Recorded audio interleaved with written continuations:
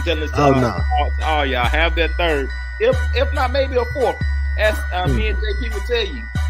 They would give all that love and all that support. Make sure you clarify. You said JP, not JP. Yeah. That's already a shaky argument right there, man.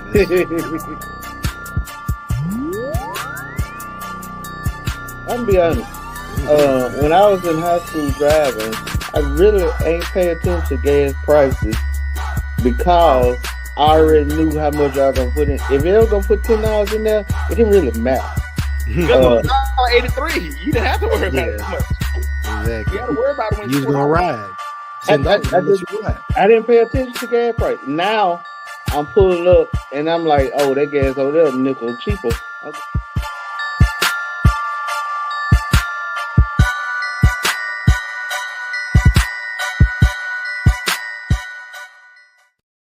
What's good, everyone? Welcome to another episode of Apartment 4A. Fellas, how y'all doing? Good. Doing good. Good. And we have a special guest with us all the way from Nashville, Tennessee, by way of the Lit Chicks, my sis, Miss Brittany Kendrick. What's going on, Miss Brittany? Hey, how are y'all? Thanks for having me. All right. Good deal. We've said before, life has been lifing, so like always, all six of us are rarely ever here, but we're gonna continue on. Today's episode I think is a pretty good one. We're gonna talk a little bit about reading. You know, we all grew up with what's the little fella name from Reading Rainbow? Y'all know it. Star Trek. Yeah. Lamar Burton. What's his name? Lamar Burton. Yeah. So you can be anything. Butterflies in the sky. Oh yeah. And so today we're gonna talk a little bit about reading, things that we read now, things we read, how we feel about reading, especially in our community. So let's kind of kick it off. I want Brittany to get a chance to introduce herself, kind of how things work up there in Nashville. Tell us a little bit about the book club and how y'all function. So we'll give you the floor. Awesome. Well, yeah, again, Brittany. So I live in Nashville, but I'm from Mississippi. So I moved back to Nashville like going on 10 years ago. I've always grown up reading. My dad like forced us to read like during the summer outside of books, and so I connected with some people here in town who like reading just as much as I do, and was like, okay, let's start a book club and see what happens. Did not realize that people were going to take to it as much as they did. We just wrapped up year 8. Our book club is called Lit Chicks, but we did not have a name until like year 5. Because again, didn't see that it was going to go as long as it's gone. So basically, I'm a little bit of a control freak and maybe a little bit of a type A personality. So I'm the organizer of the club, but I try to make it very like democratic. Like we all submit book choices. We vote on book choices. So I try not to make any decisions unilaterally. So what we do is at the top of every year, I have all the ladies. Right now it's 11 of us, but we have had there have been 23 women that have rotated through our book club over the 8 years. But we have 11 right now. Obviously life happens. So people have like rolled out. Sometimes they roll back in. It just depends. But at the top of every year, all the ladies submit me a book of their choice. I compile it into a survey and basically ask them to choose their top 9 books that they want to read. Because we meet from January to October. Nashville is very much a transplant city. So I just feel like it's really hard to meet in November and December, which is probably why I'm the only one here tonight representing for the club. Because they're not used to meeting or doing anything related to book club in November and December. And it's always been like that. So we pick 9 books. We read from February to October. We always meet the last Wednesday of the month from 6 to just until, but usually I cap it at 8:30. And basically, if your book is chosen for that particular month, it's your job to like lead the discussion, to ask the questions, and just kind of keep the conversation going. We pre-COVID, we used to meet at everybody's houses, so we would go to like if it was Roger's month, we would go to his house. He would provide us food. He would lead the discussion, and then we'd go next month, Terrence, next month, depending upon whose book was chosen. And that's kind of like the gist overall of how we do it. We, like I said, we've been going for 8 years. Next year will be our 9th year. During COVID, we met via Zoom. That was very different, just because you can't get everybody's like personalities and stuff. We used to have like after hours book club where like after we finished the discussion, it may take a little left turn for those couple of people that were still there. And we talk about the book, but obviously books bring up a lot of different things. So sometimes the conversation veers off where we don't talk about specifically about the book. I always encourage people to come because even if you don't read, you can still probably benefit from the book. Or like for me, the best thing about it is that if I read a book that I don't necessarily care for, or I don't get a chance to finish, and I hear somebody else talk about it and they're so enthusiastic about it, it's like, dang, I got to finish that. Or let me go back and read that because apparently I missed something that y'all like. Why do y'all like it so much and I don't? So that we always have a social at the end of the year in October. Probably like 3 or 4 years ago, we started having a co-ed night where, because a lot of my book club members are married, and the men folk, it's not just the men folk, but a lot of people don't think that we actually like get together and read and talk about the book. I think they think that sound like a book club, I know. So they think that we get together and like just drinking wine and just having girl time. So a lot of the men folk had questions about like what we really doing and why their wives were leaving to come hang out with Brittany, because I get the rep for it all the time, even though it's not just me. So we established a co-ed book month. So how that works is based upon the suggestions that we get for the year, I'll basically just be like, hey, which one do you think would be good for a co-ed night? And then I just pair it up with the month. Sometimes we had the best time I think we had showing of the men was we went to Top Golf one year for our social, and every single man came. I feel like, but they actually did read the book. I had like a questionnaire to like answer questions for the book, and just to kind of like that was our way of talking about the book. So yeah, so that's kind of how we work. We went on a trip a couple of years ago to North Carolina as a part of our book club social. But yeah, it's just we really get together, we talk about books, and talk about other books. We have a group me where like if other books come up, I always send an email after the fact. So I'm like very, very like methodical with it, so that the focus does stay on the books, even though it's a social club. So I can ramble. Book club. They take North Carolina. They inviting spouse. Everything was good until I heard homework, then classwork. So you had to answer to be at the social. My test design started wrong. No, don't do that, because so many people are like so intimidated when I tell them that. They're like, oh, do I have to read the whole book? I'm like, you don't. Like, come, just listen to the discussion. Just what happened. But you failed this test. I only ask the members to send me a book suggestion, because in the past when I was responsible for all the book choices, are only like 2 or 3 of us. It just, the choices that we would read just were not very like, it just weren't good. It just wasn't a good group of books to choose from. But when everyone, all 11, right, or like people be like, oh, this is blah. But when all 11 women, or at some points we've had like 16 or 20 women in the club, when everybody submits and we choose from that 9, like we'll have a great crop to read. And then we read anything from historical fiction, autobiographies, romance. Trying to think.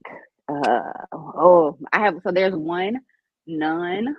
Well, there were 2 non-Black people in book club, but now there's only one. She always submits the most out there books, and I love her for that.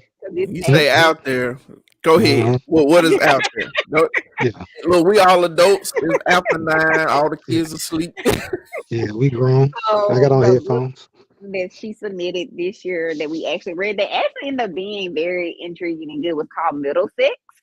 And it was a book, basically almost like a memoir of the first. And apparently I learned from this book that it's not politically correct to call people transvestite when you have both a penis and vagina, or like yeah, both. But that's what the book was about, his experience, and learning that and navigating life, trying to figure out like what sex role best fit him.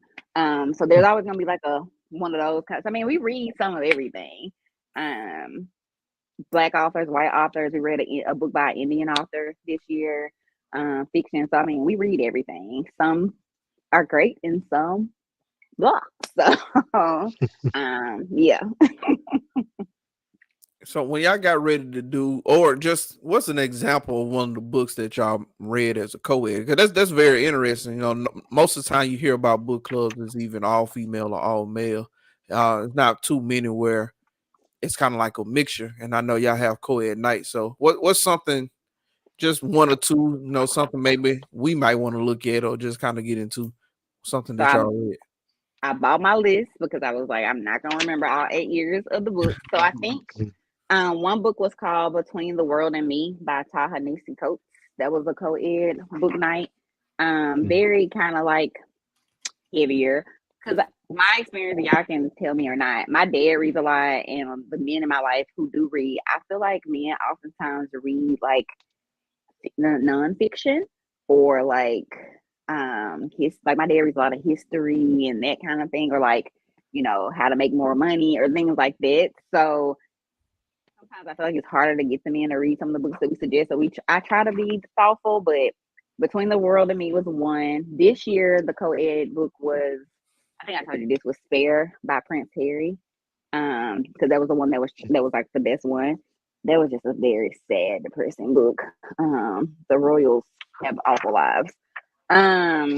Another one that we read was called Whiskey and Ribbons, I think, by Lisa Cross, which was about like a marriage. And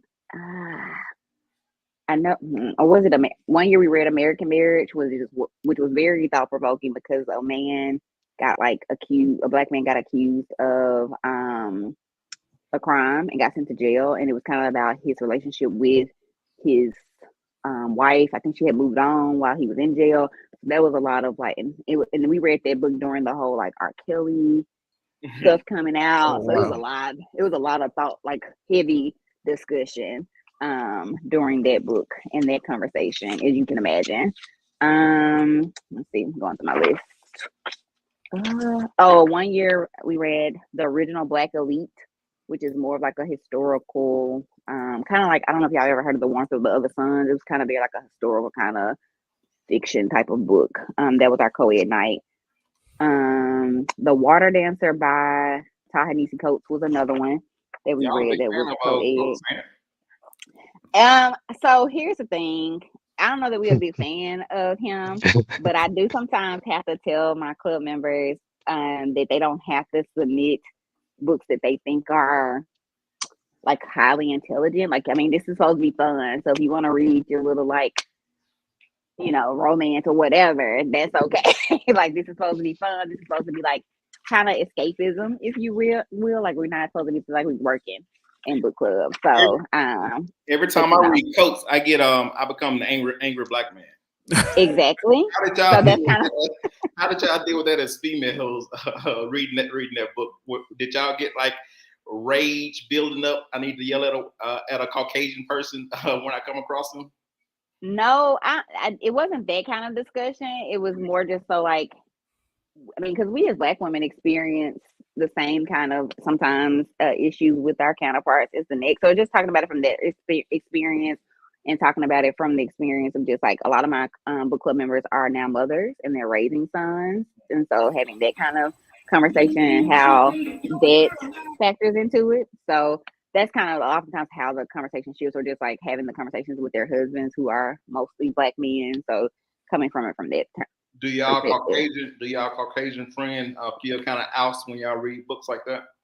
Not at all. She's very down woke chick, so we talk very freely in front of her. So it's not a, Now, and you kind of have to. The majority of the club is black, so you kind of have to be cool with it. Like, yeah. So no, we speak very freely in front of her, and I'm a friend of hers outside of the club, and so she know what the deal is.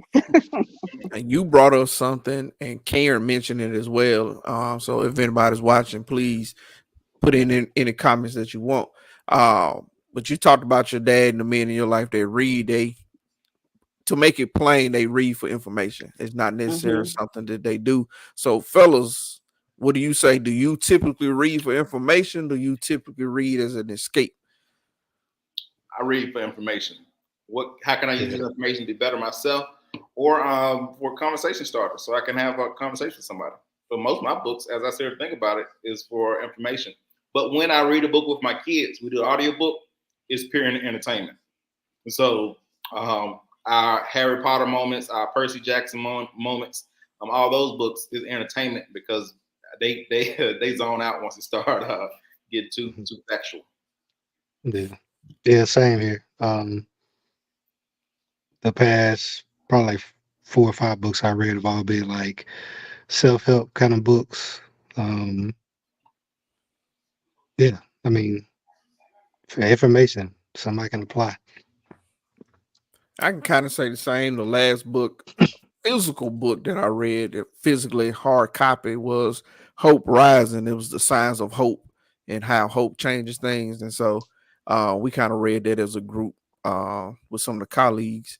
But it was pure for information. And I mean, we read that book and then went into this whole discussion with a group that came in and talked about how hope changes things and everything. And they were talking about writing a granted, you know, and after a while it kind of died off. But you know, for a second. Yeah.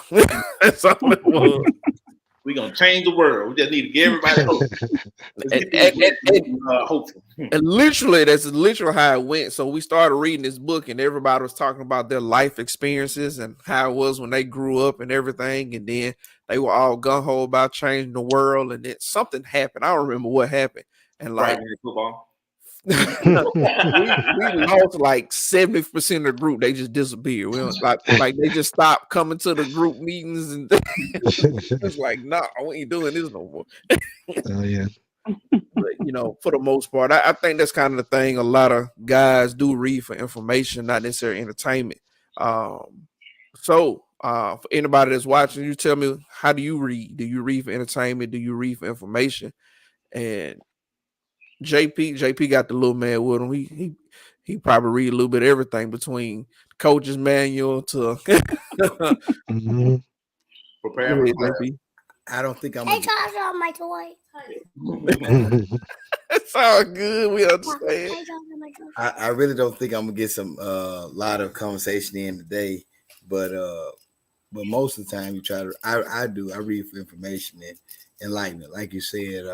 Come on. You know, you'll be surprised of how much a book can relate to your life individually, especially.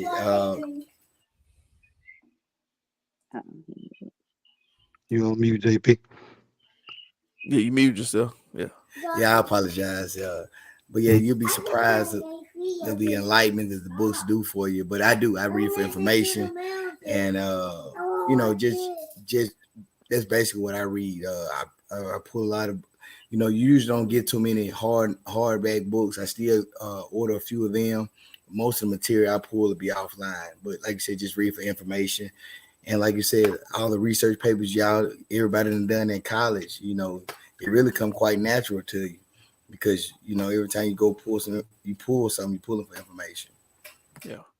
A few comics here. Mike said, I mostly read biographies and audio biographies. Couldn't get it out, but I definitely like science fiction. Karen had a question here. How do you feel about books that are made into movies? So how do y'all feel about books that are made into movies? They're not all created equal. Some are done better than others. For example, we read, for your female audience out there, we read last year, I'm trying to find the name of it.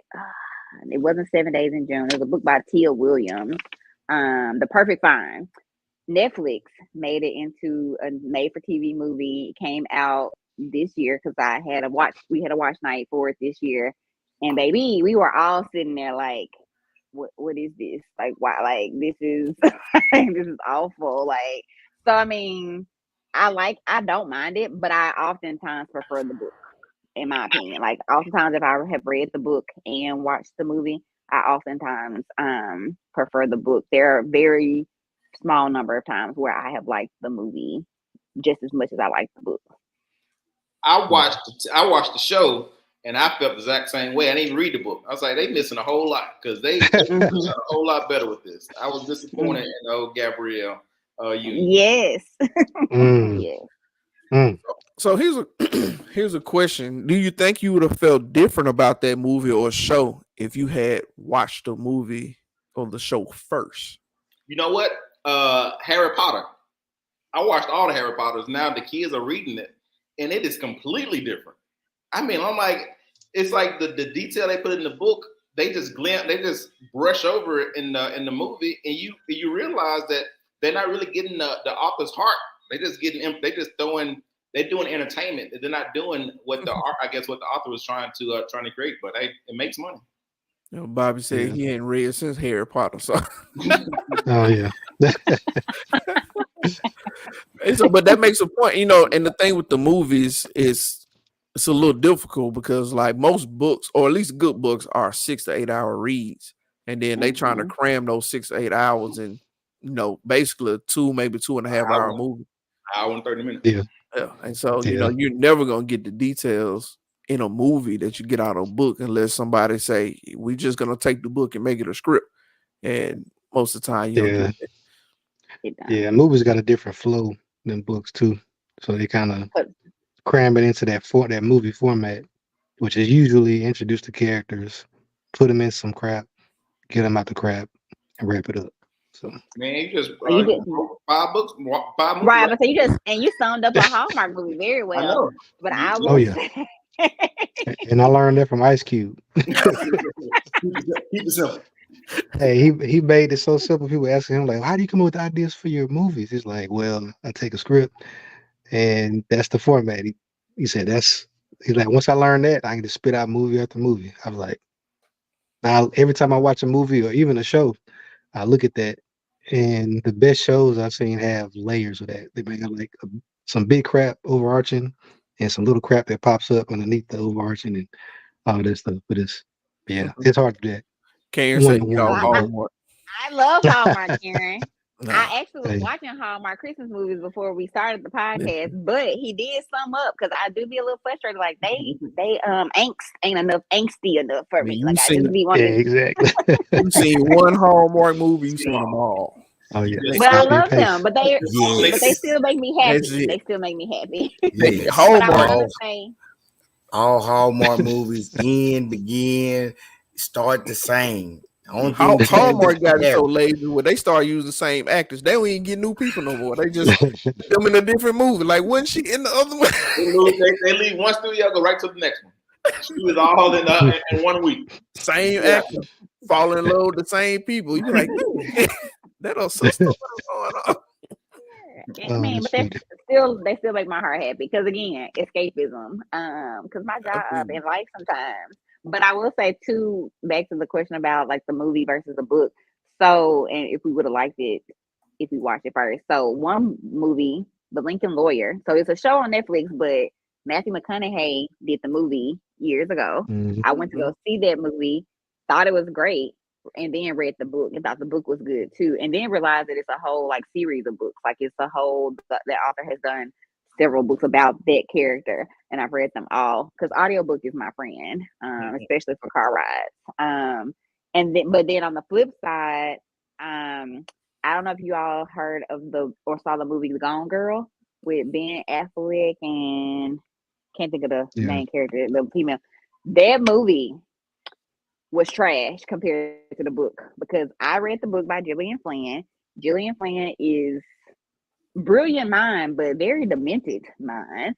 And that's like one of the first books that I've ever read in my life where it affected me so like that storyline and like how she wrote the wife's characters who like basically set her husband up the way she did, the way in which it's written out in the book, the movie does not do it justice. Because what I think, right, when you were like, it's like trying to encapsulate, 600 pages into an hour. You are reading like pages and pages of her setting this man up. The movie does not do it justice. When I finished reading that book, I literally was like, I need to go watch All Happy Things. I need to go read All Happy Things. I like started to question relationships, and I love love, but I was like, if this is what people do with love, I just don't know. Like it was, that book really, and that movie did not, I think, fully capture how crazy the wife was in that book and how crazy Gillian Flynn, the author, is for writing books like that. Because all the books that she has written, like she wrote a book called Dark Places, crazy. I don't know if y'all ever saw Sharp Objects on HBO Max or one of the other premium channels. Demented, like the lady crazy, but she got a whole family, but she just a normal lady. But as an author, her mind is really crazy. So just to put that out there, if you want to like a crazy read, go read Gillian Flynn. Mike agreed. He said, I like that it exposes others to books. I read, but books are usually better in his opinion. But he also said, especially with him, and most guys, we probably grew up this way too. When growing up, we started reading comic books, and that's kind of was our thing. So what is, for everybody, what is a book that you are even currently reading, or the last book that you read, or a book that you recommend, or what are you reading right now? Because one of the misconceptions, especially for us being African Americans, is we don't read. And so what are you reading, and how do you feel about the misconception? Anybody, it don't matter. What I'm currently reading, I was going through my audiobook list and trying to see what I'm reading. And I like to hop around a lot. Like I'm not sure why. But Hannibal the Conqueror. Of course, I came across him a few times, and but I said, I was driving somewhere. I said, let me sit down and start listening, getting into it. And I realized how much I didn't know about this great conqueror in Africa that history don't do a good job portraying at all. Don't talk about at all. I heard about him and mentioned here and there, but as I started reading the book and started getting into it, I'm like, the world has messed me up. School did not properly teach me. Oh no. that 1 hour class that you took did not it did not prepare. Oh yeah. Yeah, one of the more recent books one of the audiobooks I read was Outwitting the Devil. That's one that's just great perspective just on like people and life and relationships and what's important in life. But one that I just got in is a physical book, ADHD and Us. Just a guide for ADHD people in relationships, recommended by my therapist. And even she was saying I just found this book and I thought about you, and she was like, I wish I'd read this book earlier. Like she started reading it and was like, just like, it's such a good book. So I'm gonna start reading that one here soon. Look at Eric being all cultured and being all breaking the cultural barriers, bringing all the barriers. Hey, that's why we doing this show tonight, man. I feel like I got some facts out here. Hey, just for a little motivation, I looked up reading statistics by demographics in America. Hit us with it. And it says what demographic reads the most books. It says millennials engage with books more than Gen X and baby boomers. Also, Black, Latinx, and male millennials engage with books the most. Hey, shout out to Black men getting into them books. That's right. But to get away from the serious side for a minute, Terrence, you saw how he read it with hold the book up for the advertisement. I think he got some money involved in it. Y'all ain't see. I had to go down and I had to move lights and all kind of stuff, man. And we ain't get no money for this one. He started talking, ready to go. Popped it up. They're gonna put it back down. Oh yeah. Man, I recommend this book. This book right now. Hey man, we gotta stay ready. Critics, Eric Kelly on the bottom get a little portion of the book sticker. Who Give wrote me the give me book? my Ed? credit now. Who wrote the What up? book? You said who wrote it? Yeah. Anita Robertson. Okay, Ms. Robertson, we are open for sponsorships. We'll mention your book, every 2 to 3 episodes. Feel free to. Hey, You have changed Eric's life for the best. well, hopefully that's what I'm hearing to do. So I'll let y'all know. We'll report back We and got reach out to Bobby her for a here. sponsorship. Bobby said he's reading Monster Cody because he's curious about gang culture. Okay, Let's that's not what's up. talk Read, about gang. read for information. Yeah, Let's not talk about gang. Brittany, what are you currently reading, or the book club currently reading something? Book club is done for the year, but I am currently reading a book called The Perfect Marriage.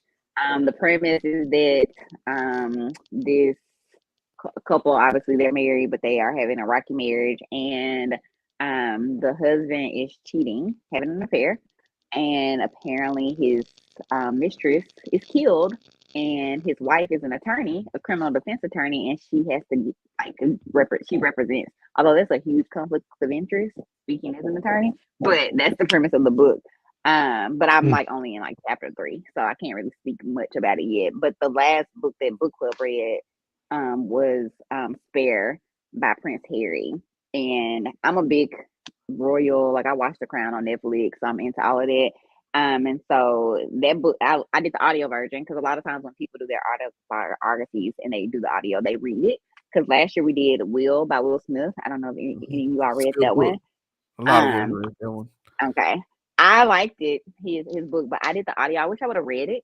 So I after reading that book of his, I realized that sometimes audio has a different impression on me than actually reading it. And because Will Smith is a consummate producer and actor and showman, I felt like I was like watching a show as opposed to read actual life story. And so I felt like I wish I would have like read it in my own voice and words as opposed to listening to it. But yeah, Prince Harry Spare by Prince Harry was just profoundly sad, and it was just very much like his mom dying at a young age, and in the way that she did, like impacted their whole family so much so, and it's just crazy that they have regular basic problems like us regular folk, us common folk as they would call them. And so that's the last book that I read with book club. But I also do a lot of audiobooks too, so I was trying to think of what audiobook that I read that I liked recently, but those are the first 2 that are coming to mind. Yeah. So for me, we had a meeting a couple weeks ago, well, about 3 weeks ago, and one of the questions in the meeting was, "What's your favorite book?" And so I told everybody my favorite book is by Agatha Christie, called it, and then there was none. And so, I mentioned that, and one of the ladies like, "Oh, there's this new author out there, or she's wrote a couple of books, but there's a book that came out last year. You should check it out." She does the audio version. So I said, "Okay, I'll check it out." So I started reading it or listening to the audio, however you want to call it. But it's called How to Kill Men and Get Away with It. And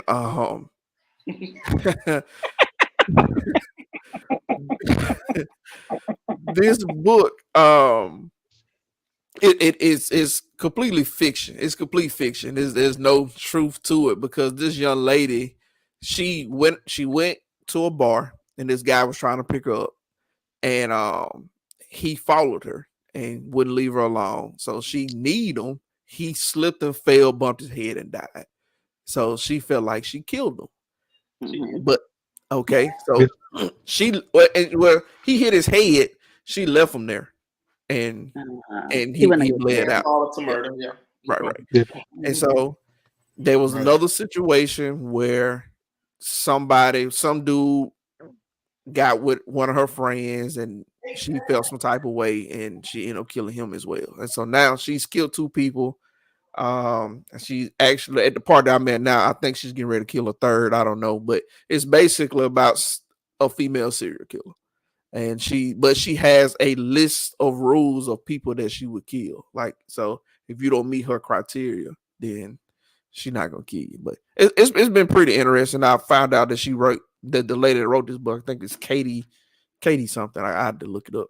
But she wrote some other books like How to Kill Your Family. It's weird. How to Kill Your Family, and killing something. I don't know. I don't know why she killing a lot of people, but you know, Right. Time out. No. We need to change this topic to are it's you good, okay? man. Are It's a you good okay? I ain't killing nobody. Shoot. So It's what's going actually a on in good your life, movie. Rob, right now that you focus on a lot of killing right now? Hey, I will say this. If I'm not reading for information, it's like the Agatha Christie book. It's a mystery book, and it's basically about it's a murder mystery. So if I'm gonna read something for fun, it's probably gonna be like a murder mystery. That's just what I get into. I don't know. I like the killing. But that's what people do say. Like when you see people watching and like I said, reading, it's stuff that they mind wonders about, you know, what excites them, you know, stuff that they will never do, but it's something that always I believe JP. But no, he make a good point though. I think I read or listen to a lot of these because I do watch from time to time like investigation discovery, and it's basically you know even about serial killers or whatever, and it just interests me because of the mind frame of these people, how they come up with reasons of why they do these things. And a lot of times these people know that it's wrong. Like even in this book, she know what she's doing is wrong, but she's justifying why she's doing it because of the people that they are, or the people or who they are. So it's just an interesting spin on why people do stuff. So I mean, it's been cool so far. Yeah, that's a good enough reason to kill somebody right there. that is right. I mean, that is it. To get away with it as well. Yeah. Hey, I just check the book out. I don't want to tell you too much. I'll tell you how she get away with it, but it'll ruin the whole book. Y'all should put that on your list, Brittany. I think y'all like that. Okay. Yeah, because we do read mystery. I was trying to think if we read anything that you would, since you like mystery, that would you like, but it may still be too, I don't know, too girl, maybe I hate to say girly, but feminine. Please, but no, if we read, don't. okay. For the safety of all men, don't put that on your list. The way she get away with it, you wouldn't be able to do it because it's completely it don't make sense at all. I mean, well, because her first kill was kind of an accident, and she just wasn't a good Samaritan. She left him there. Second kill was not an accident, and how she got away with it, the average young lady would not be able to do it. She stuffed this man in a suitcase, and I'm like, how'd you in his house? And he stayed with his parents. There's no way you would have got in a person's house, killed them, stuffed them in their suitcase, and nobody saw you, and let alone break the bones and stuff and get it in the suitcase and not leave back any evidence. It's just, it makes sense to me. As being a police officer, it sounds good. Now what she did. Now, what she did with the body is plausible. Now, it's very plausible what she did with the body, but just read the book. Okay. Noted. But if we're talking about one of our favorite books, I think my top one book, my favorite book of all time, a book that I read like every other year at the beginning of the year, is The Alchemist by Paulo Coelho. I'm a huge Paulo Coelho fan, and I branch off to all his other books. But The Alchemist, I read that probably every other year, beginning of the year, get my mind right on trying to operate in my purpose or following my dreams, following my heart. Really good book if y'all haven't read it. Good deal.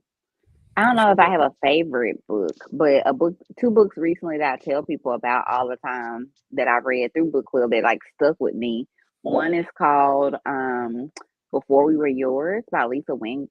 It is one of a few books that kind of like affected me where I actually got emotional, but it's basically it's a historical fiction book that talks about how adoption started in our country. Basically, this woman in Memphis was stealing babies off like poor people's babies, or like if they would go into the hospital and like have a baby, she would like let's say they were having twins, she would lie and say that like one baby died, but she would really be selling the baby to like a rich couple who couldn't have kids, and then she would extort the rich family by saying like, oh well, you got to give me more money to keep the family, the birth family away, and she had like the sheriff and the judges and everybody like in her pocket. Like, and the book was written by the author going to interview people who were still alive, who were affected, who were orphans in this orphanage.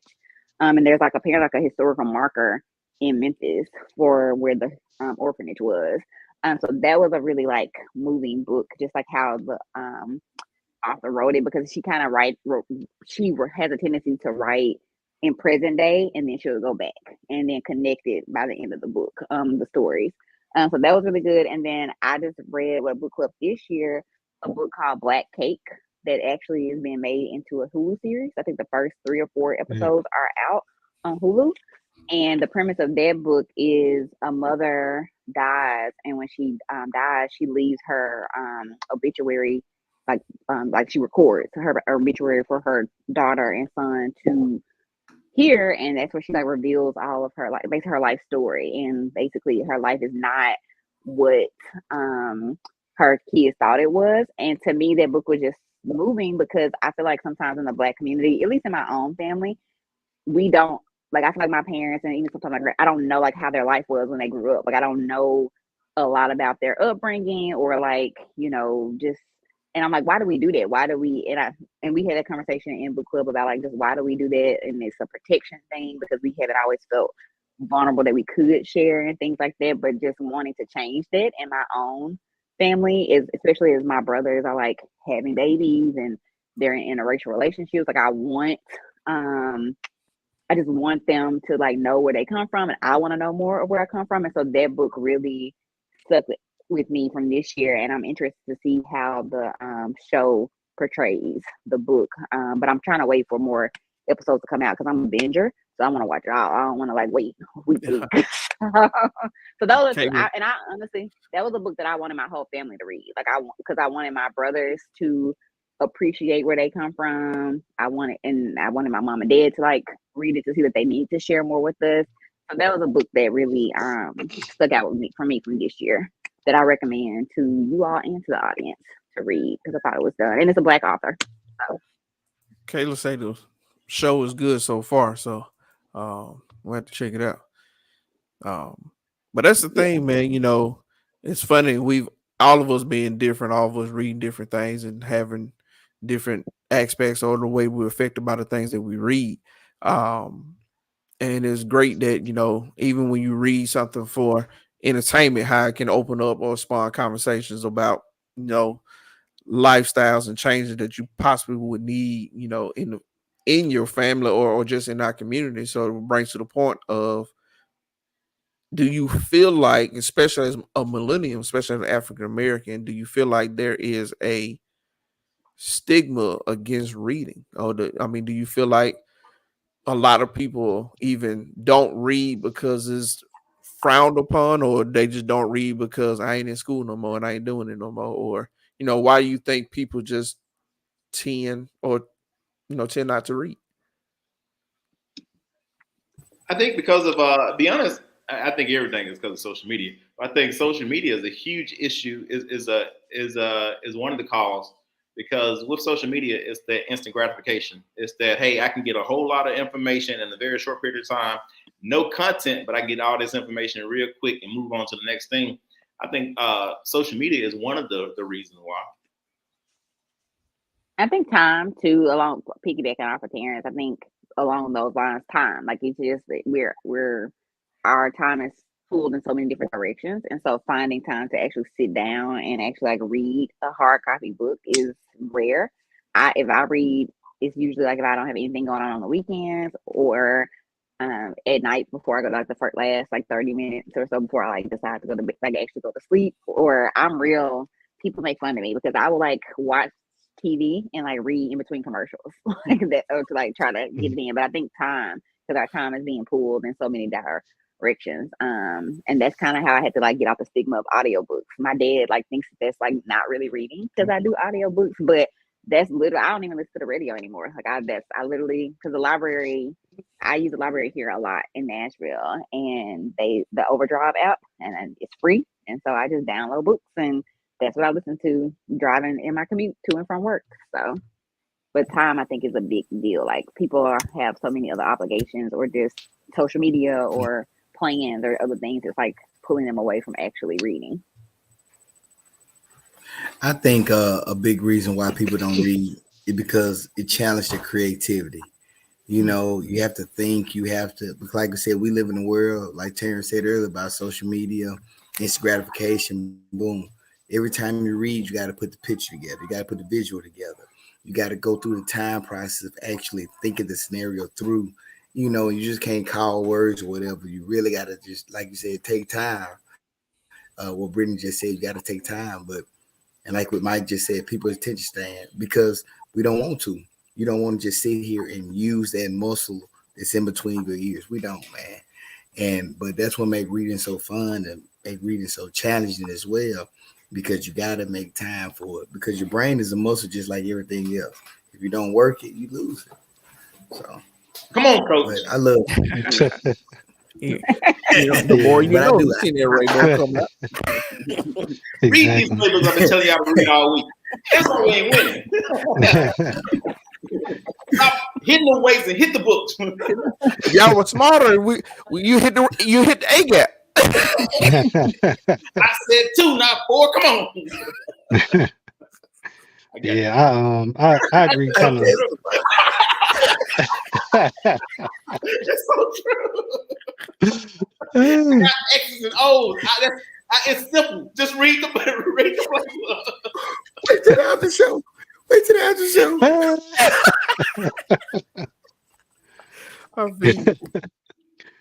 Yeah, I agree. I think that fundamentally, just a combination of things y'all been saying.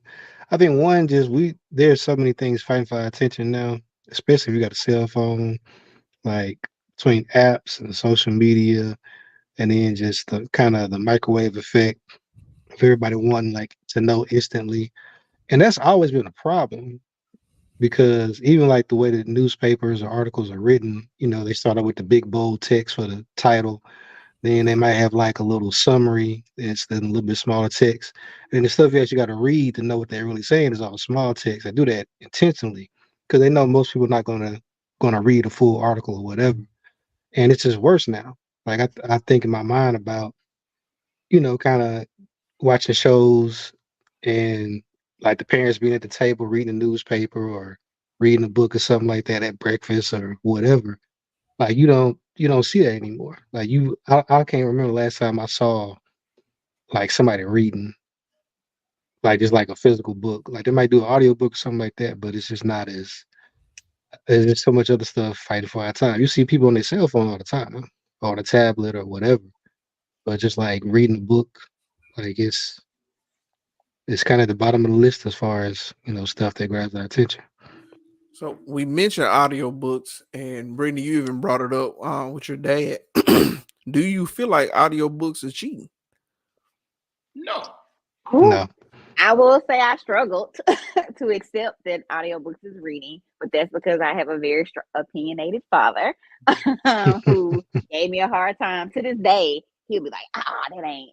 But y'all also should see that I should go get the book and do like did and show you the book that he sent me randomly a couple months ago. There's like a textbook from school that he want me to read, and I'm like, bruh, okay. But I don't think it is, because I mean, I think it's better than like doing some other stuff that we could be using our time with. But that's also partly why I kind of was so insisted on creating book club, and I like have curated this like space because I wanted to like create a space where it kind of like gave me an obligation to read and also talk about the books, because that was also a part of it. It's like I would read books and I would want to like talk to somebody about it, but if you're not reading it, you're not gonna have the same conversation or passion, or like just the discussion not gonna be the same, because I could come in here and talk to you about it and you'd be like, okay, Brittany, and then on to the next. So it's like, but if we are reading it together, it keeps me accountable, and the conversation just is a lot more fruitful, and I get a lot more from it, because it's almost like being in school, but it's not, because you're reading stuff that you actually want to read. Those tests and classwork. Yeah, that homework. They get kicked out if they don't read the book. No, never. If they make below 60, they gotta go. You're out of there. Never. You have the Never. A side, you can eat and drink. You have the B side, you can drink. You have the D side. Only, Keep on moving. it's a 3.0 book club right here. Huh? You don't keep that grade point average up, you're gonna have to go. You in the wrong club. Right. Yeah. That was a good question. I don't think it's cheating though, if you have the audio as well, because the whole purpose is, even though someone's calling out the words or reciting it to you, you're still working your brain because you have to put the visual picture together, right? So by you putting your visual picture together, you're still working your brain muscle. It's no different if you're taking the easy read version from the Bible. You see what I'm saying? It translated the King James version from easy read. What's the difference? As long as it make it easy enough for you to understand and comprehend, no, that's not cheating. Now, I think that's still kind of reading. I don't think it's cheating when you're doing it for entertainment or you're doing it for just to better yourself. But what I do think is cheating, as I work in a high school, an English teacher is playing an audiobook to the kids instead of the class reading or she reading it to them. Now that's cheating. That's cheating. No, it's not. I disagree. I strongly disagree. I disagree with that statement. I disagree with you. How can they be cheating when the people can't read? Well, that's the whole point. So that's the cheating part of it. They challenge the kids to you know how scary it was to read out loud in front of my classmates. You know how much preparation I had to do. I had to time these people to make sure I'm at the right paragraph, and I had to read it 4 or 5 times. I don't know what's going on in class, but I had to read it 4 or 5 times to get it in my head, then read it out loud. Then I can listen. And then if they mess up, somebody read 2 paragraphs, I'm about to fight. Kids don't have that experience. Yes, it's 2023. Society has changed, my brother. So now embarrassment is not an option no more. You can't embarrass these kids no more. I think it's a little bit of both in that situation, because how is a child supposed to learn how to read or get better at reading if they don't physically do it? And so in that situation, you kind of handicapping them, because eventually you're going to have to read something for yourself. And they just going to get to a point where they just relying on somebody else to read it. Mike has a question. Has anyone ever read a book and also listened to the audiobook and had a totally different experience? Yep. I think Brittany talked about that a little bit too. Yeah, I did another book this year from book club. Last year I read I audiobooked it last year. It's a rom-com, or I call it dark romance. It's an author called Colleen Hoover. She writes dark romance, meaning that like it's not your stereotypical Hallmark type of trope. It's more like real life. Like we gonna fall in love, but it's gonna be go through real people stuff. And so movie then. So I did the audiobook last year, but this year we read it, and I did the hard copy, and it involved domestic violence. And listening to it last year, I wasn't as like affected or moved as reading the actual words on the page when I read it, and with the domestic violence scenes, like they hit me completely different. To the point where when I finished reading it, I was like, dang, should I, because we live in this very like sensitive culture age. I was like, should I have given like a trigger warning for this book before I said that we were gonna read it? Because that's how much it, but I did not have that experience last year when I did the audio version. So it is so different sometimes, I think, actually reading them and retaining it versus listening to it. Because I feel like you can kind of turn your brain off a little bit when it's kind of like almost like background noise versus when you actually like are holding the book and reading it. Yeah, and I agree as well. Like I told y'all, I read The Alchemist every other year, and now I have an audiobook, and I listen to it every once in a while. And when I listen to it compared to when I read it, it's completely different. Of course, because I can listen to it and knock it out in a couple of days because all the breaks. But when I read it, it's a couple of weeks because I take my time, sit there, think about it, and keep on, then keep moving. So it's a completely different experience. Yeah, I agree. What's up? Well, everybody that's watching or listening, please feel free to put in the comments how you feel about reading, especially being someone who most of our listeners are millennials. We do have a few Gen Xers and maybe a Gen Z in here. Just tell us how you feel about reading, and suggest some books. I think it's a good place where you can let everybody know what you're reading or suggest some books that you should read. You never know what somebody else is reading that might kind of pique somebody's interest, and we can kind of do that. Anything else before we move on to the last thing? Anybody want to throw any comments, or Brittany, is there anything that you want to leave? I did want to shout out to Brittany. Me and Brittany, that's my sis. We talk all the time. One thing that they've done, her book club's been going for 8 years, and it was so unique when she told me that one of the people in her book club moved, and they started another chapter was it Texas? So there is one girl who left. She started a book club in Memphis, and I like to think, that several other people I know have started book clubs, and I like to think that some of it has to do with people hearing about me having mine. But one particular person I know specifically did start another, and we met up with them during COVID, like in 2020. Because they are in Memphis, so we met up with them in Jackson, Tennessee, and did like kind of like our social together in October. So that was cool. So you are considered to be a bishop. Well, now. Yeah, Brittany is under you. So we should call you Brittany, Bishop Brittany. Whoa. Hey, say that again one more time, Terry, for the person in the back. Bishop Say it again. But that's good, man. See, that's why kids don't read out loud, because of people just like Coach J, ready to jump on them. Say that word again? Nah, that ain't right.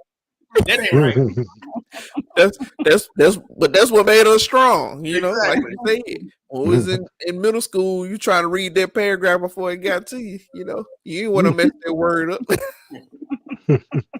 up. Karen had a question here before we change. She said, for people who aren't into reading, what is something that you can tell them to encourage them to get started? Let me say this. Place to start. Don't get overwhelmed. That's one thing about it. People see books, people see pages, and they get overwhelmed about what books you read. Like I think Brittany or somebody said it earlier on. Get something that you like, or something that's going to help you grow in something. Whether it's work, whether it's spirituality, whatever it may be, get something that you like and just read a tidbit of it, and then let it just continually grow and grow and grow. Don't get overwhelmed about, I got to read this book, that book, whatever. Nah, don't do that. Just find something that you like, even if it's a cookbook. Get you a little cookbook, learn about recipe, whatever that you like, or you have a desire to gain insight and knowledge about. Because that's one thing people don't do. They read stuff that they don't care about, but you really do got to read something that you like, and that's one big thing. And don't get overwhelmed. That's big. That's big. Okay, that's a great tip. Audio, and like to feedback off what he said, when you pick something you like, don't feel like you gotta read it all like by a certain time. Like just read a chapter a night, or like 2 pages a night, and by the time because once you do, because I found that once I do find something that I do like, I don't want to put it down. Like I will rather read the book than watch the TV or scroll on Instagram if it's something that I really, really enjoy. So, try out a couple things and don't get discouraged if like you pick up something and you don't like it. Keep trying. Because there's something out there for everybody. Trust me, I have read a lot of books in the last 8 years, and I did not like all of them. And then sometimes I go to book club and I'm like, oh, we in AP English all over again. Okay, all right. All this symbolism, because symbolism and all that, get straight to the point. I don't like a lot of like giving me all the descriptive of what the meadows look like in the house in the background. Just give me some dialogue and tell me what we talking about, what we doing. But again, so try a lot. On her soapbox, boy. You opened up that box. I got triggered. I remember a specific book and got triggered. Oh man, the book club watch this episode. We can't read no more of these. I'm telling you, we know exactly what books he's talking about. So this how she really felt about that book? Come on, Eric. Yeah, I was gonna say, JP, you made a good point, man. I think a lot of people, especially growing up, you're not reading stuff that you're interested in. You read stuff because somebody told you to read it, and I think that's probably a big part of why people have the relationship they do with reading. But also, I think that there's always been this thing like I think people read more than they think. Because you remember when we were growing up, and cell phones and text messaging was coming around, and our parents are feeling like, oh, they're not gonna know how to read because they're using the shorthand, and you remember we used to send like instead of spelling out the words, you just write out the letters like the letter R, letter U, and whatever. But we read, but we read stuff that's interesting to us, and it might not necessarily be a book. It might be an article. It might be a blog. It might be just a snippet or something. But I think finding more things that you're actually interested in to read, I think that's a gateway into reading more. Yeah, I completely agree with Eric. Don't jump in something big. Start small, then branch out from there. Read some articles, read some blogs, and as you see something you like in that, and you want to dig deeper into that, then you dig deeper in with more with other stuff around there. I agree with everything everybody said. My thing would be don't be afraid of the stereotype. A lot of people, you hear things like, oh, only nerds read and stuff like that. Don't be afraid of that stuff.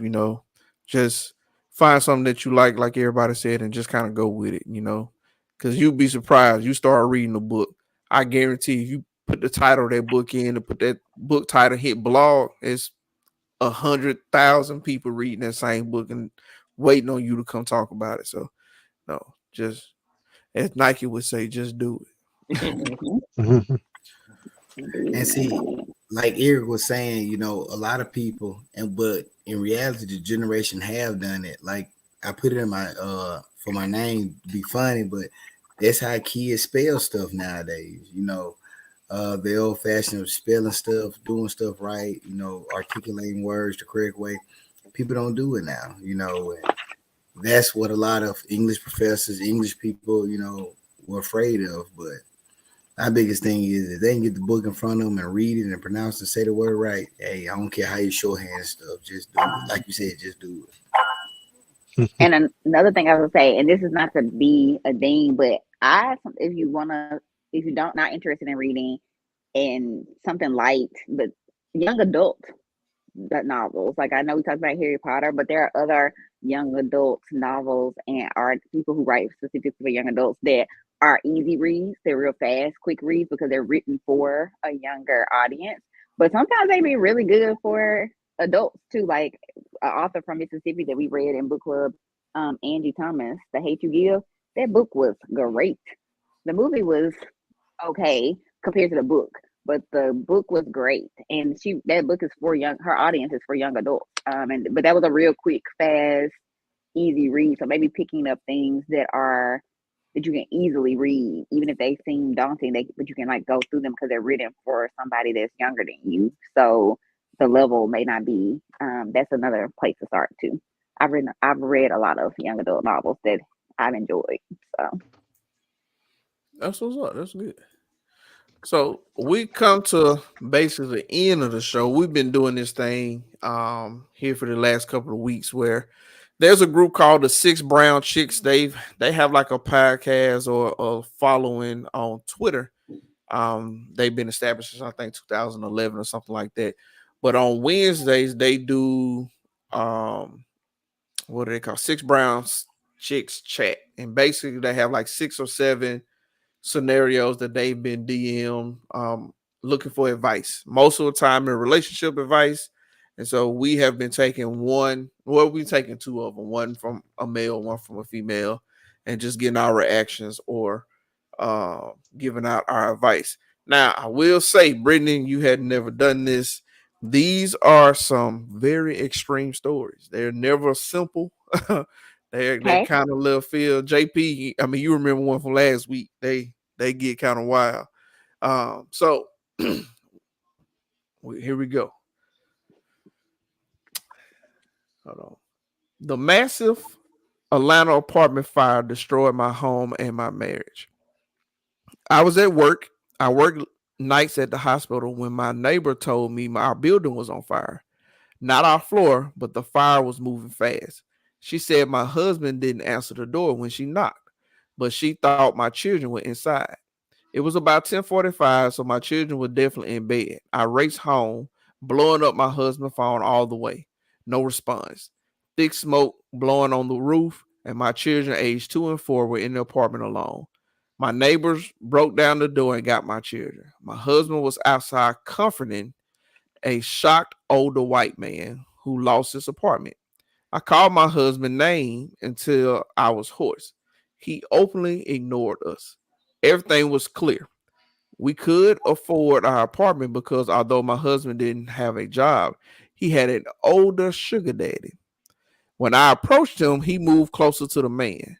Our children reached out for him. He turned away. He turned and walked away. He chose his sugar daddy over our family. He texted me, I didn't mean to hurt you. Tell my kids I love them, but I have to focus on me right now. We moved here from Chicago. He was a family man, but Atlanta changed or revealed everything. I still love him. My kids miss him. What to do now? I did not see that story going. I told you. That thing took Wow. like 3 left turns. That one little summary. They wild now. And the sad thing is true. Yeah, oh yeah, it's true. This is these are DMs. These are not. They not making these up. These are people DMing them looking for advice. I can't go to my counselor. I can't go to my therapist because they gonna think I'm crazy. So let me ask these 6 brown chicks. Yep. So what should she do? Her husband has basically left her for his older sugar daddy. Male sugar daddy, She's remind still in you. love. Male. So, He's a the thing male. is, so my opinion, what I believe is, she knew who he was. She always knew who he was, and now the city that they're in kind of brought it out. She was okay when she knew it in secret. She seemed like she'll be okay with it being in the light. She liked the comfort. She liked the stability of having them there, even though she don't have them all there. So Yeah, because So she said you she still saying loved him. yeah. I mean, yeah, it does sound like she wants the 6 brown chicks. Is that what they're called? She wants them and us to give her permission to maybe stay. She said something She here ain't trying she to don't wanna me go nowhere. that kind of agree with Terrence, because she said we could afford our apartment because although my husband did not have a job, he had an older sugar daddy. So in other words, Yeah. y'all been Yeah, staying she here. knew. You've been the only one working, so you ain't getting the money from Yep. somewhere. You have to take care of everybody. Yeah, she knew. Yeah. Oh, wow. Yeah. Like, She knew I how the think bills were you trying to get hit met. on the head. Yeah. Yeah, I think you So- hit on the head, right? It sounded like she was more shocked that he chose the sugar daddy over them that in that moment. particular situation Mhm. versus the fact that he had a sugar daddy. Yeah, Yeah. but she want to be with him. So would you tell her to stay, or Hey, I'm gonna tell her? It don't what, sound like it's an over it. option. what do people say nowadays? Live your truth. Well, he living here. Yeah, that's He what done I told was gonna the say. whole world. It don't sound like she got an option to stay with him. Sound like he He done doing left. him. Yeah. Yeah. Now this gonna sound Club. now this gonna sound crazy to say, but I don't know what he gonna do when he get too old for the sugar daddy and the sugar daddy trade him in for a newer, younger model. Because she did say that the sugar daddy is an older gentleman who apparently likes Mhm. younger gentlemen. Or what if the sugar daddy just ceased to exist? That part. Oh yeah. Yeah, he gonna be real bad off then. So my thing is the dude saying I gotta do this for the kids, or is he, or what is he saying? He gotta do it for the He stability. said that. Let me see. I'm gonna tell you exactly what I he gotta said. live my life. I gotta focus on live my life. Mm-hmm. He said, I didn't mean to hurt you. Tell my kids I love them, but I have to focus on me right now. Mm-hmm. He said, Yeah. I think we've heard some people say this at school before. F them kids. I gotta do me. Yeah. Yeah, It's that's a funny wild. thing for us, Brittany, because I don't forget where we was at, but we was in the dorm when we was at Southern Miss, and we was arguing about something. Somebody go, F them kids. I gotta do me. Oh, man. Oh my goodness. That is all bad. It sucks that the fire is what. It brought it out. Oh my So, gosh. that's from the young lady. I can, if she hears this, I can tell her, baby, it's over. You can just find you a man that like women. and only Yeah. And only women. Yeah. You got to be specific nowadays, especially in Atlanta. Indeed. And that's willing to take care or help you raise your kids, because this one is gone for the ship. Yeah, he checked out. the A has took him down. Yeah. Yep. He Awful. went from Jeffrey to Jasmine. He might still be Jeffrey. You just know. I'm gonna say it. Sound like he's still Jeffrey. Yeah. All right. So, But my thing is, I'm more upset at the young lady asking the question. Baby, he gone. I mean, I'm gonna say she knew he'd been gone. Yeah, she knew it. She knew She it. knows. Yeah. Like I said, she wanted permission from some people to tell her that if Yeah. he took that it was okay to stay, or if she still continued to reap the benefits, that it was okay. Yeah. That's why she needs to start reading these books. She need to read a book. No. She might not need to read no book. She don't need no fantasy. She needs to. Yeah, especially if she reads some ride books. Right. She'll be out here trying to kill people. Well, maybe I need to send her a book. Maybe she'll get rid of the sugar daddy. She won't have no problem. How can I get away with killing my faggot husband? I can't say that word. Can't say that word. Hey, they been kick us out. They been kick us out. I'm sorry. Oh, we gonna get canceled, man. See, 2023. Right. That's why I was like, oh. I apologize. I retract that message. So here's another one. This is from a guy. She went through my phone and contacted a woman I dealt with. Okay. I couldn't control myself. I'm 5'11", she's 5'1". I tower over her, and I was so enraged that I smacked fire in her face. I fought my girl, and my girl legit won the fight. She kicked me in my knuts like Ronaldo. When I doubled over in pain, she kicked me in my head. I blacked out, and I woke up with a busted lip and a knot on my forehead. Her shoe print was on my face and shirt. She stomped on me. I went to another female house to stay. I haven't gone back home because what kind of man can live with a short woman who can whoop his tail? I can't. I miss her though, and I told her I'll come back home if she get my tooth fixed and promise not to put her hands on me again. She responded, nah. She's my soulmate, and I know we can get past this. How do I make her see this?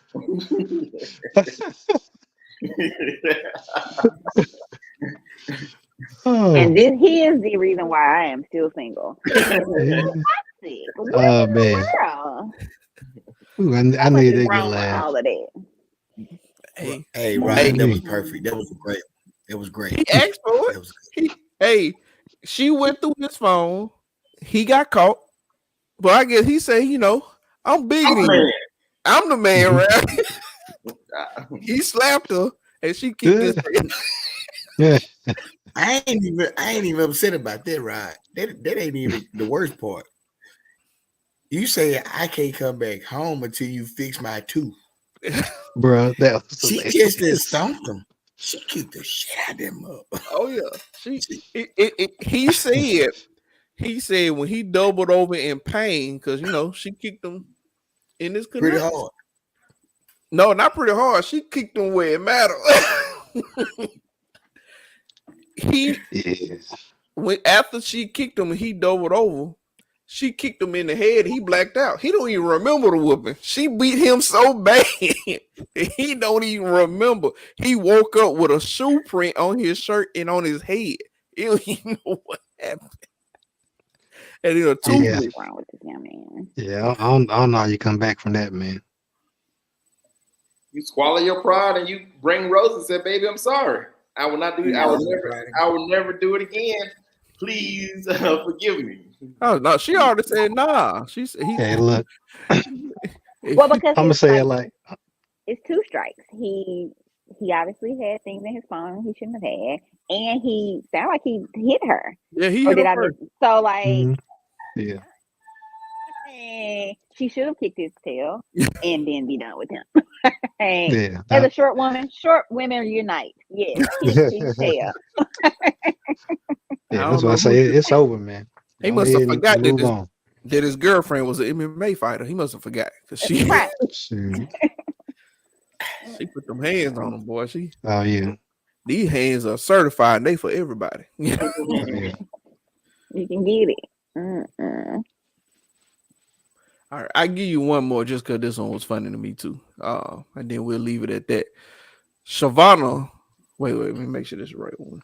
Yeah, this is the right one because the other one was too ignorant. Shavana, my girlfriend of 2 years. Wait. Okay, yeah. Shavana, my girlfriend of 2 years, is plotting to leave me. We don't have conversations that we used to. I feel like she doesn't believe me anymore. We used to swap dreams. I told her what my plans were for us. She promised she'd wait for me and that we build it together. I want to own a car detailing shop. Shavana works at a bar now and says she can't accept my calls while she's at work. I knew that was a lie. So I brought my wife to the bar to observe, and I saw that the new manager was too friendly with Savannah. I said something to Savannah, and she told me to take your hoe and go. My wife was ready to fight. So we left. Savannah hasn't responded to my calls. I'm concerned because I'm the best man for her, and that's not like her to ignore me. I know what the manager's up to. It's no good. Help.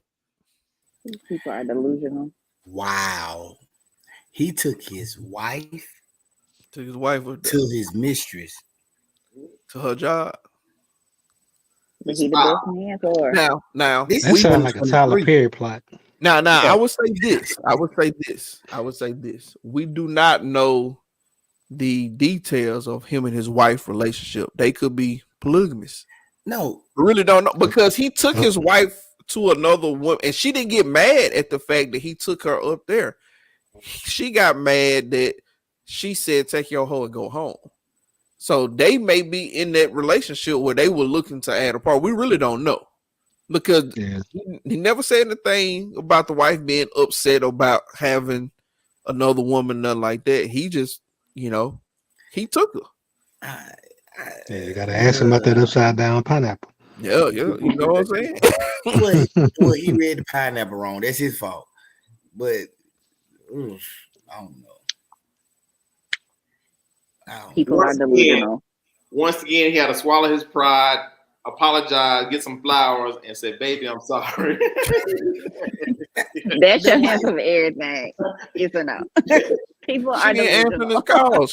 She ignoring him. He feel like that the bar manager trying to replace him. Ain't no trying in it. He did. He the best man for her. He say, "I know I'm the best man for her." Him and his wife, the best thing she ever gonna have is what he basically trying to say. That's what he said. It is terrible. Because the wife, from his description, the wife did not say anything. She was upset that they were going to see old girl. She got mad because she called out her name.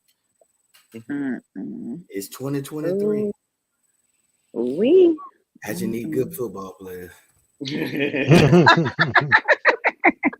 the playbook. Yeah, I don't care how your lifestyle is. You'll be a good football player. So if check people out- were staying at home reading more, these stories wouldn't be so delusional. Hey, look, hey Ron, Tyler Perry gonna pick that story up and run with it. Hey, look, he got a gold mine right there. Yeah, Hey, I'm telling you. not Tyler Yeah, Perry. look at that. This ain't quite a Hallmark movie, but Lifetime will pick this up. Lifetime, like this type of stuff. Lifetime is all Indeed. about wife beaters and Indeed. put the boy on a white undershirt and some shorts. It's a good Lifetime movie. See the dude get beat up and then beg to come back with one tooth missing. Oh yeah, I can see it. Indeed. Kayla say Tubi. Hey, we can do it.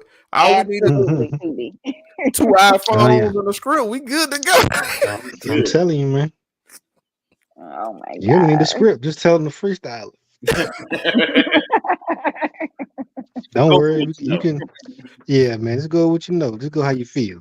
If you decide you want to shoot somebody, that's fine. If you want to dodge the bullets, do that too. We'll make it work. Oh yeah. Oh my goodness. That is the show for the evening. Miss Brittany, we appreciate you for coming on. I will Thank give y'all you for this. having me. You have made history. You have officially been the very first female on the Apartment for a podcast. Mm-hmm. So we appreciate that, and so we're open to, as everyone can see, it's not just us men. We're open to bringing the ladies on as well. So as topics come up, we most definitely will bring in some more. What you say? I'm not fooling with JP today. But we appreciate everybody for joining. Like always, we love you guys, man. Thank y'all for the support. And if not anything, you ain't got to go home, but you got to get up out of here. Deuces. Fair enough. Full circle.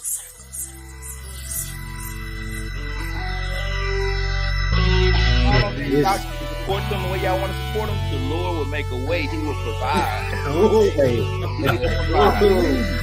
That brother leaning on. Hey, look.